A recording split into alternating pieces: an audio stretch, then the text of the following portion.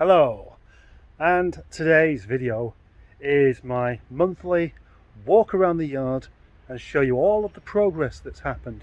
The new cars come in, the old ones gone out, and the progress on these cars without all that silly messing around with daft music and editing and all this kind of malarkey. It's just a nice straightforward video for you to hopefully enjoy.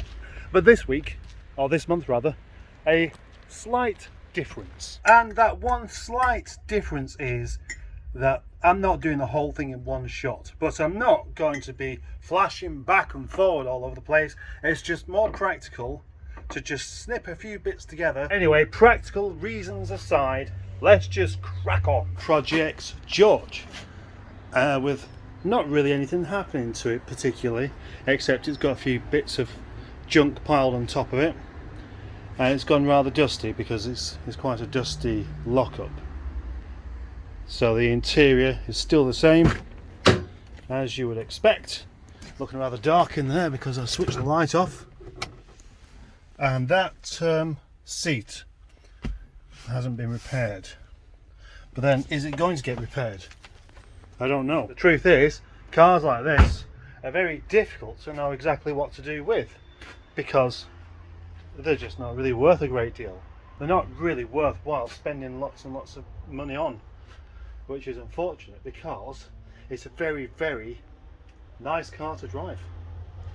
But we've taken into account trying to rectify all the paint issues everywhere and the seats and things like that. Unless I'm going to definitely keep it, it's not worthwhile doing for a sale. And on that particular subject, I have been trying to get the paint on the roof looking quite a bit nicer, but unfortunately with no avail because it's still rough. That's just a bit of polish. It doesn't actually look like that. My plan for George was to drive it last month. I was going to tax it and just use it because I did put it in my name over a month back, but I didn't get around to it. So this month the plan was to tax it and use it, but I didn't get around to that either, and now I'm not going to do until possibly next month. On to Nigel. Now Nigel was supposed to be going off-road for a little while, but that plan changed and that's been taxed only the other day, and I used it yesterday to go to Stafford in.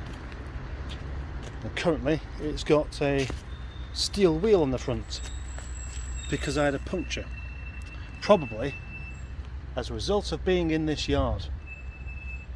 I had this car absolutely gleaming the other day, so I could take it to Stafford and it looked impressive when I turned up at the workshop. So to have that go was really very disappointing indeed. But now it's taxed again, it would be a bit of a waste to not use it at all. So I may as well change my plan to use it till the end of the month and then get to work on doing all of these fantastic jobs I have in mind for it. And there is quite a lot. Over here, Project Hank, still really struggling with the progress on this car. Bought it with my friend Turb and brought it back here needing a water pump. The water pump was completely ruined, so I changed it, started it up, and it sounded nice, and then the temperature started to go up. So then I discovered that the cooling fan was not kicking in, so it's just sat here idling. It's just going to creep up the temperature, and I struggled and struggled to find out why this was, and I found that the cooling fan does work when initially I thought it didn't, and then I found out eventually that there's a little plug on the side of the radiator on these specific cars that doesn't tend to be on the other K series, and that's at fault. So I have a solution, but I haven't got the part. Eventually I will get the part for this car, but for the moment it's just got to sit there, because the trouble is, even when I get the part and fit it, it may still not be any good. It may have a head gasket failure. These cars do that sometimes, although not as often as many people will make out, because they're actually quite good, and I'm sure it'll be fine, but I don't know whether this will be fine. Project Steve. Not a lot of progress with this car at the moment. It still has its scuffy front bumper, and the doors aren't going to get fixed. There's not a lot of point, but it definitely does need a wash. And I do need to take that rear bumper off and see what I can do to make it fit just a bit better. But it doesn't help when the other day somebody managed to scrape the side of it and probably knock that down a bit further. Whoever did this, I'm not angry, I'm just disappointed. Well, I am a bit, because why is it so often people will just nudge cars and just think, oh, that's what the bumpers are for nudging? Well, they are in some ways, I suppose, but if you inflict damage to somebody else's car, you should admit it, shouldn't you? This door handle broke off, so I had to replace it. That was a nice easy job, and I did a video on it, which is well worthwhile watching. And then, just like Nigel, puncture, same wheel, the day before. And that is most irritating, because what happened there was I came out in the morning and I found that my tool, it goes over the nuts, the thing, was a bit kind of bent out and it wouldn't grip the nuts. So then I had to walk to work to pick up Nigel. Yes, it was a lovely brisk walk and it probably did me quite a lot of good. But it brings me on to an issue with this yard, because it's not my yard. It's a shared yard. There's a chap who owns it, and all these containers here are used by carpet fitters. And that skip is used for flinging bits of carpet and stuff like that, which is fine, which can be quite helpful to me, because bits of carpet are much nicer to kneel on than that horrible floor. But the downside of this is that many of these carpet fitters know where the skip is, but they don't quite have the hang of actually getting it in the skip. So fling it toward the skip, and if it misses, they don't pick it up, they just leave it where it is, which is, as you can see, all over the floor. It's a right tip. But worse than that is some of the things that are left on the floor.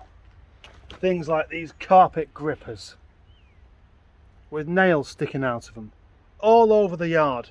And it gets rather irritating after a while, because they come in here with cars, so they must understand surely the effect of a nail on a rubber tyre. But no. It's the kind of people that leave gates open in a locked yard. Yeah, it's rather irritating, and if I don't stop now, I'll end up getting annoyed. As we all know, getting annoyed leads to stress, and stress isn't good for your health. But one thing that is good for your health is cycling on a bike. This bike is not new to the yard. In fact, it's only because of being in the yard why I have this in the first place, because it was basically going to get chucked away. And that's a pity, because it's a perfectly good serviceable Peugeot. It is the best Peugeot that I have ever owned. I haven't owned many, but this is still definitely the best one. And I, believe it or not, really enjoy cycling. And I do find it a bit annoying when people going about, knocking these cyclists off the road, they shouldn't be on the road, all this kind of thing. Because what you'll find is that most people who ride bikes pay tax on cars as well anyway. And besides that, it's a bit inhumane to talk about knocking people off bikes. So I really have no idea why anybody would kind of think that is funny, because it really isn't. It is quite moronic, to be honest. Up until about 10 years back, I was a skinny man. None of this pasty belly at all. And I used to do lots and lots of cycling, and I really enjoyed it. And it is my plan to crack on and do lots more. Not that I'm going to start making videos about it. Project John, the MG ZT diesel with currently flat tyres. That might have something to do with the yard as well. Very likely actually, because those tyres didn't used to be flat. And I know they do go down eventually, but yeah, I reckon those have run over something. As you can see, there is a carpet on the boot, and this carpet is still trying to dry out in our rather damp British autumn. And I'm going to give up on this eventually, because I don't think it's going to happen. Inside the car, is still most of its interior left. When I say most of it, I mean half of it, because obviously there's no carpet in there, and the front seat is different to what it used to be because I sold them, the front seats that is. But besides that, it still works. The engine's still in. I haven't done anything with it. Oh, there's a battery still in there. I should take that out. And the plan with it is to carry on taking it apart as people want those parts. And they will do. There's no rush. What's the point in just getting rid of it? None. Same thing with the Snotter Streetwise here, which did have a name, I keep forgetting it. Tony, that's it. Tony the Streetwise.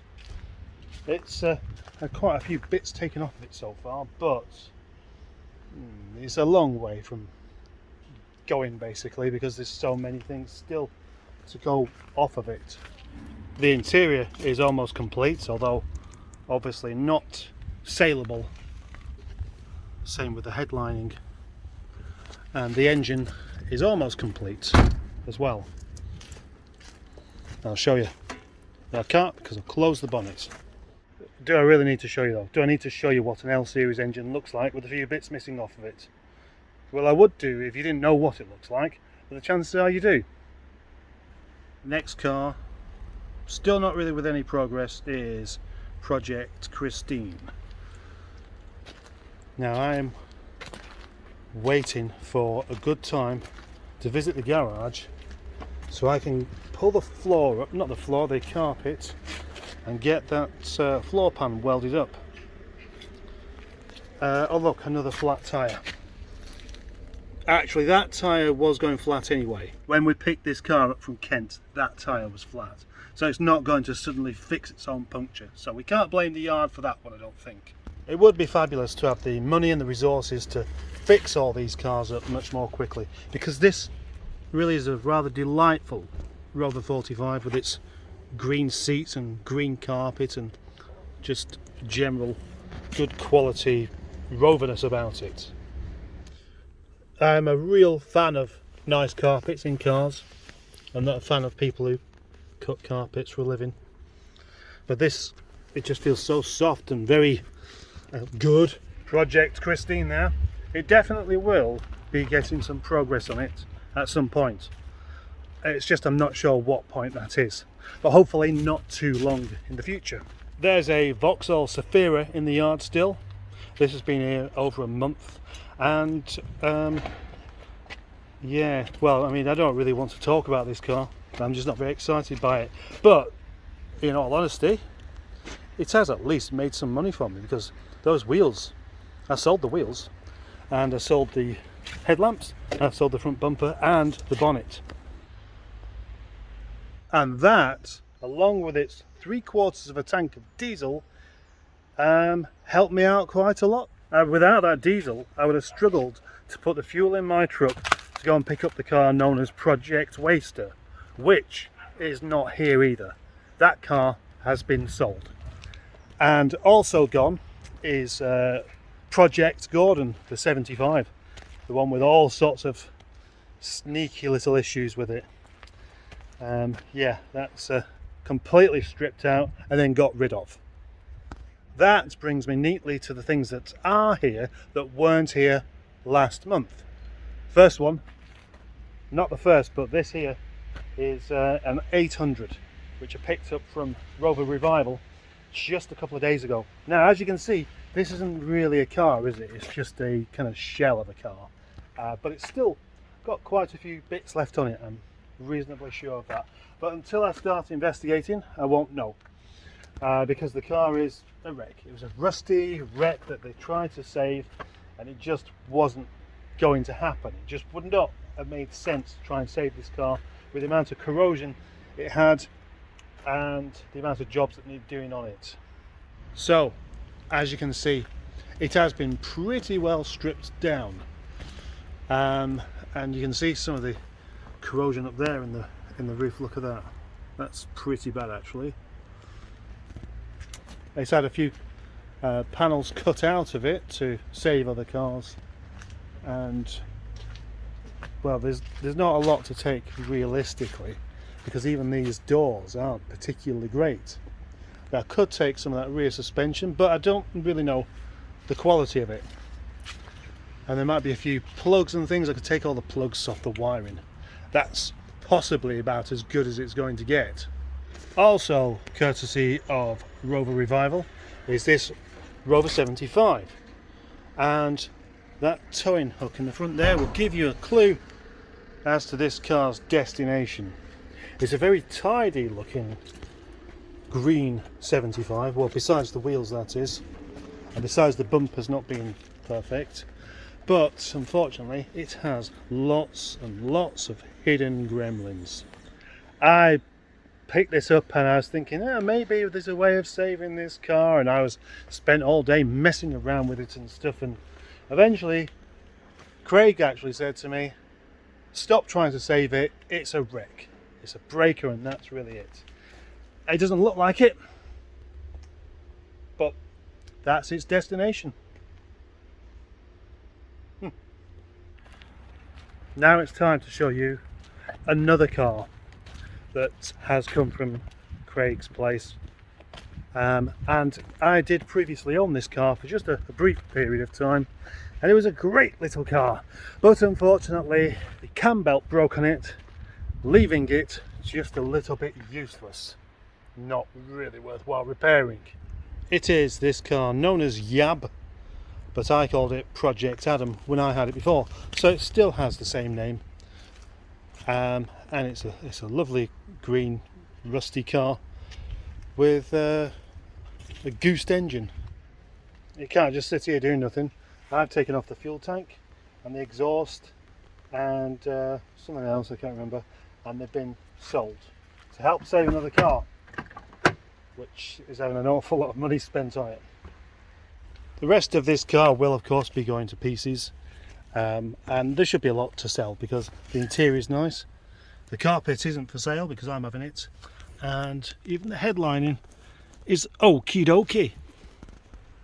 The final car, although not actually finally, is this car, Project Boris Johnson it's called. It's a very nice Rover 25 with, I believe, a broken head gasket, and I've yet to get around to doing anything with it.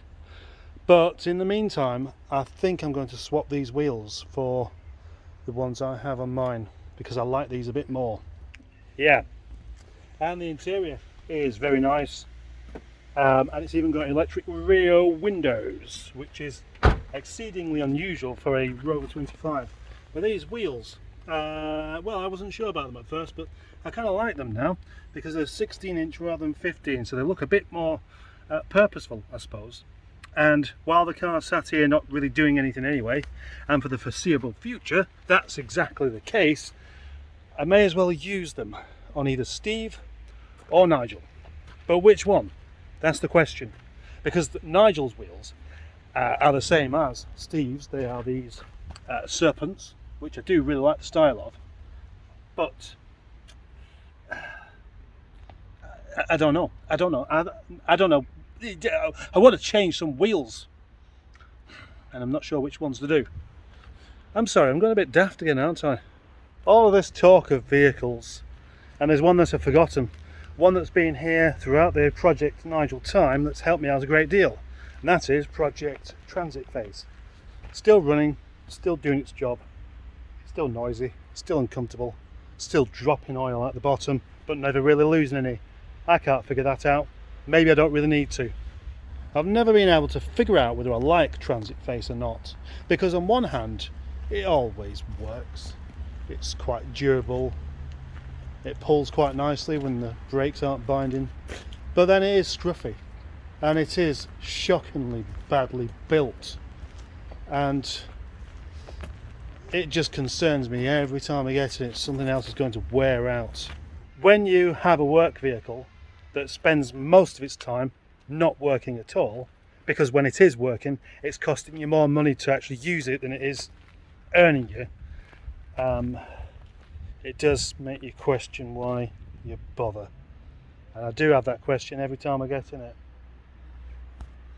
I suppose before I finish this video off, which at the moment I don't know whether it's too long or not long enough, I may as well talk about my workspace, because I started my day off looking for some puncture repair stuff, which I put in a special place so I could keep it. And can I find it? No! Of course I can't. Look at the state of the place. Honestly, you'd think that I know where everything is, but I really don't. I look like I'm disorganised, but possibly, I've got this secret way with things. No, I haven't. I just don't know where I put things. I use things, I put them down, and look at this shelf here. Like this shelf here, I've only just got this. It came from the chap next door. Very good metal shelving.